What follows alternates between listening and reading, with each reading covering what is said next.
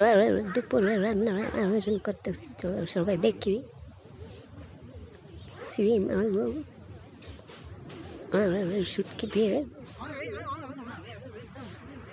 একটু পেঁয়াজ দিয়ে দিচ্ছি, একটু কাঁচামরিচ। আমি অনেক ঝাল পছন্দ করি, তাই একটু বেশি দিলাম। এখন লবণ দিয়ে দিলাম। একেবারে আন্দাজ করতে পারি না, আমি একটু একটু করে দিই। মরিচের গুঁড়া দিচ্ছি, হলুদের গুঁড়ো, একটু তেল দিয়ে মাখিয়ে নেব। বাস, পানি দিব। এখন চলে বসে, এখন পাবদা মাছ খাবো। মাছগুলো কড়াই নিয়ে নিলাম, পেঁয়াজ দিলাম, কাঁচামরিচ, আবার একটু বেশি কাঁচামরিচ দিলাম।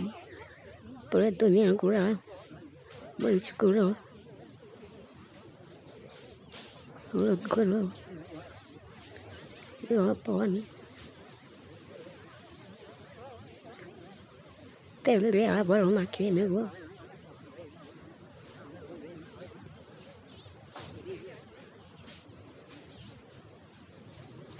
রান্না করতে দিয়ে ঘরটা গুছালাম। দেখেন শেষ রান্না করা। চলুন দেখি। গরম গরম ভাত,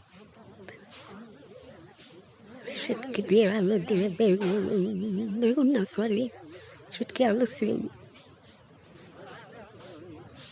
পাবদা মাছ ভুনা করলাম,